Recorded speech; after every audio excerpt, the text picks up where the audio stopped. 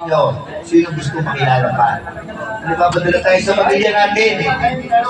Okay, yung mga tito natin na nasa abroad, kumikita. Tayo kahit barya-barya lang may ipon natin. Kaya natin yung barya naman talaga yung gapi natin. Kahit kung isda, compared to animal, Bureau of Animals, bali wala tayo dito kasi ang laki ng kinikita sa Bureau ng Animals. Fisheries, pero fisheries ay mayaman.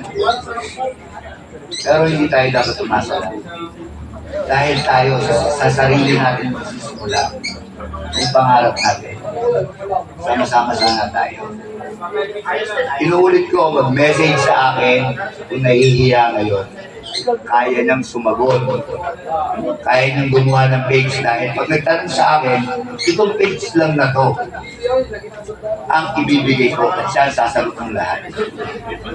At lahat ng kasali doon na may isda, may pinakita. Pag in-order yun, meron tayo. O hihingi lang tayo ng 3 buwan, 2 buwan, ano ba naman yun? Sa susunod na 3 buwan, kikita na tayo ng dire-diretso.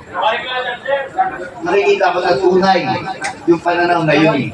Kaya ako excited ako kasi si Ginon, ina-update ako sa permit ng export. Ngayon dumating na ang tunay na buhay. Maraming salamat sa Stangan.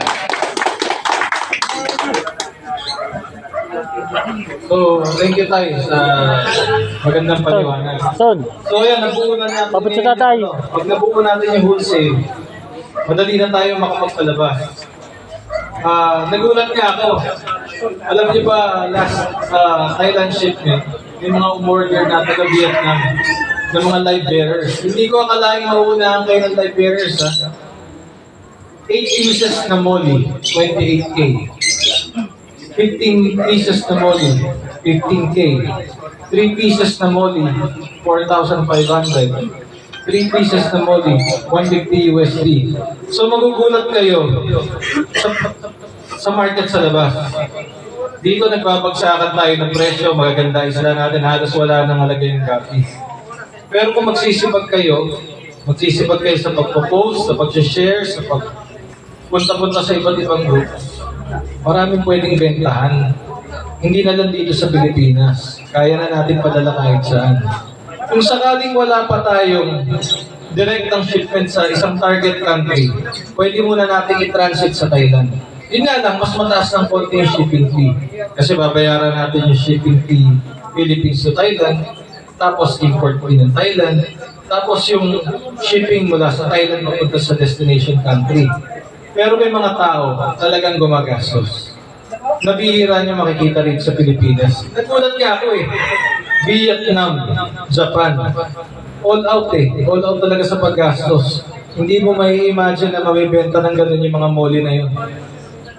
So sa Gapi, nakikita ko parang post kayo ng post sa groups, yung tungkol sa show, sa mga pero wala pa rin nag-e-effort para magbenta sa labas. Eh, may iwan tayo ng ibang isda. Kasi yung beta, live bearers, flower horn, nagsisimula na sila. Yung gapis, mataas ang demand yan. Akala nyo walang bumibili, maraming bumibili niyan. Ang kailangan lang natin sipag at saka galing sa marketing. Kasi kahit anong ganda ng isda nyo, kung hindi kayo marunong mag-video, hindi kayo marunong mag-photo, baliwala. Kahit gaano maganda ng isda nyo, kung hindi kayo marunong makipag-usap sa bayan, baliwala. Kasi hindi rin kayo bibilhan. So, isipin natin kung paano natin mapapakita na yung gapi natin sa labas, paano natin mabebenta. Kasi may market sa labas, may pera sa labas. Nakita ko yung mga isda natin. Mas maganda yan kaysa nakikita ko sa ibang lugar.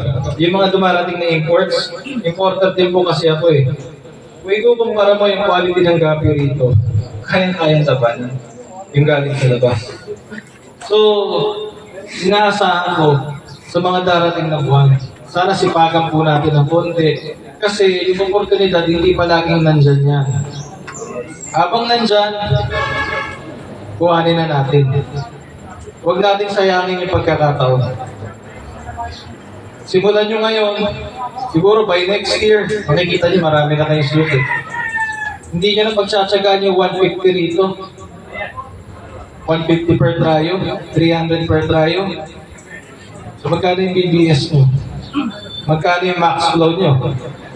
Di ba? Pwede nyo benta ng mas mataas sa labas. Nandyan eh. Madali na ngayong mag-ano. Para na lang kayo nagpapadala sa probinsya. Ganun na lang ang na-export ngayon. Para na lang kayo nagpapaship locally. So,